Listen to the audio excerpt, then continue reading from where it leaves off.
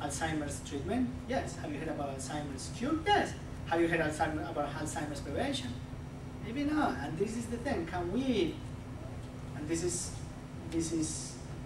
if a problem has to do with notch-3 signaling and that leads to the pathology, the arteriopathy, the stroke, can we prevent it? And this is where here what I'm saying. And I have to say I'm very touched by the fact that you are talking about your children, and some of you here are very young.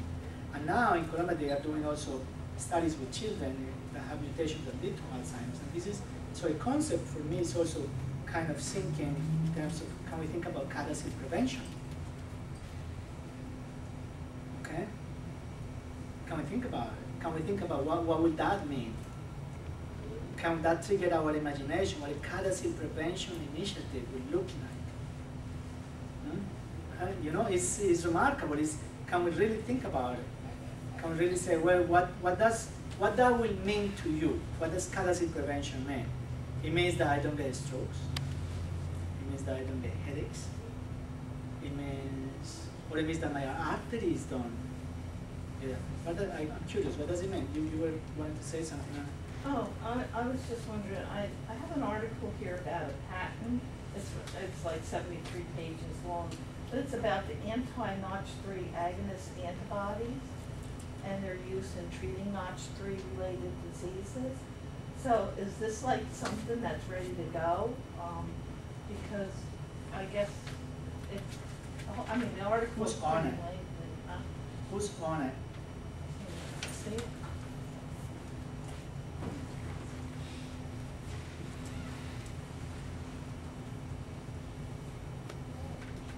They actually,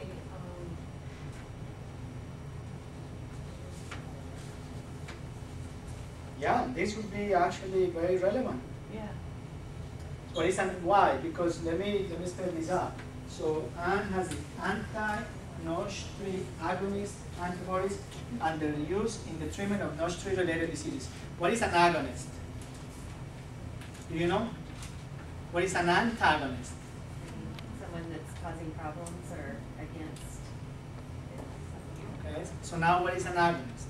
It amplifies. What? It amplifies. Amplifies. So anti-Notch3 agonist antibodies under use in the treatment for Notch3 related diseases. What's that? It's something that we do just this. Increase Notch signaling. Here, I agree with everything you had to say, and I've been doing my own research, and this is remarkable. This Yeah, is but where this was against the paradigm. This was done in 2007.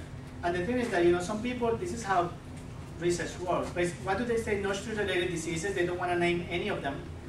Oh, no, they name them all in here. Or they name them all because they want to then hit everything. CADASIL is the main one, but it's yeah, but that wasn't sellable. That couldn't sell before because it didn't agree with the paradigm. all right, but now it does. Now it does. So Before that, this couldn't make any money. Why? Because this should be everyone ready to thought that Notch3 signaling didn't have anything to do with it. But well, thank you. When I said that someone had something that could lead to a CADASIL treatment in their freezer. They have it here. I mean, if anyone's interested. Well, Anne knows what freezer is. Here's the freezer. I didn't know about it. I don't look into patents, but that's remarkable. Yeah, so you see, I mean, it's something to get excited about, and it's something to push for, and it's something to, I would love to get my hands on that anyway. Because then I can give it to my mice.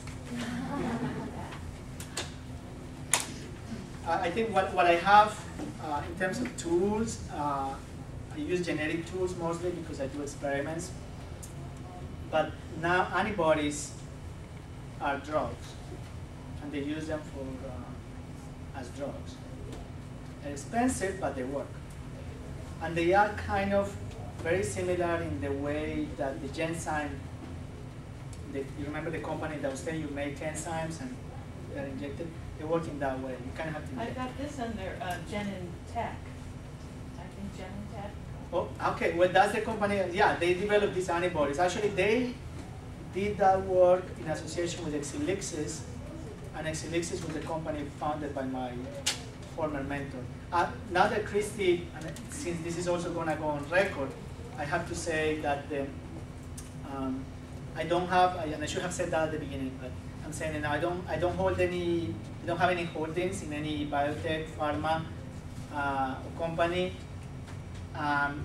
In any way, my research I have never received any funding from them, and don't have any investments in any company related to that. So thus far, my research has been completely independent from any of these things that could lead to potential bias. And we are asked to say this every time that we give talks. But, you know, it's, just for the record. How much, like your grant, were you asking for a specific amount, or in your grant that you sent to the? Yes. So that's a 70K per year for 3 years. So 210,000 basically to do the whole thing. Yeah, that's what it costs. That's the grant. A few more bike rallies, isn't it? Yeah, that's the grant. That's the grant. Yeah, that's that's what it costs to do that. It's money, but it's not a lot.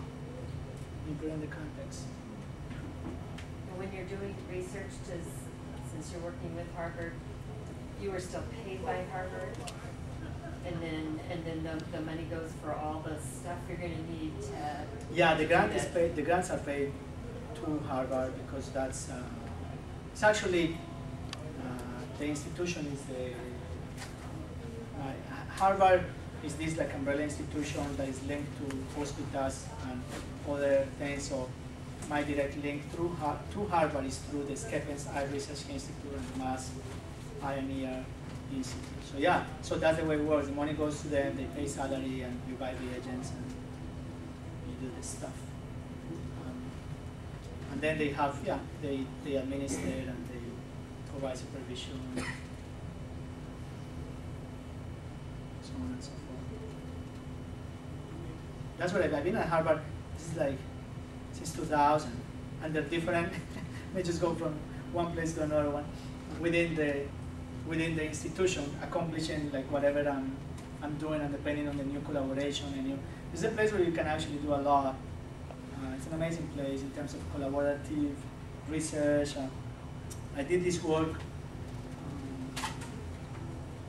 all the analysis of the stroke with the people from Mass General. They also have these proteomics studies. We characterize the gums. If you are ever curious, I know what the gums are made of now. Oh, they do. Yeah, it's there. It's just that I don't want to overkill it. But I know now what the gums are made of. We did a very nice proteomics analysis of the whole composition. You can do that molecularly. And it took forever. But before you could actually, should I say that? Before you can, I did it legally. Before you can actually take a frozen brain on an airplane. That kind of, after September 11, you can get, I took samples of post-mortem human brain frozen in dry ice on an airplane, legally. From Colombia, legally, like you show the paper, they say it's fine. With dry ice. Can you believe that? You could do that, you put it in the cabin. They don't even let you put it on the, you put it on the top, and it was okay. The world did change, and we characterized those tissues. And we identify the compositions of the gums. It's just that I didn't tell you. I mean, I have in the presentation, and you are welcome to have the whole presentation. It's actually on the paper that we published. That research is there. It's just that I don't know how it fits with this story directly about signaling yet. But it does, because it turns out that the expression of the proteins that we found to be part of the gums are regulated by NOS2 signaling. But I couldn't even go in there. Oh my God, that's someone I should do it. But I'll do it later. That's another grant.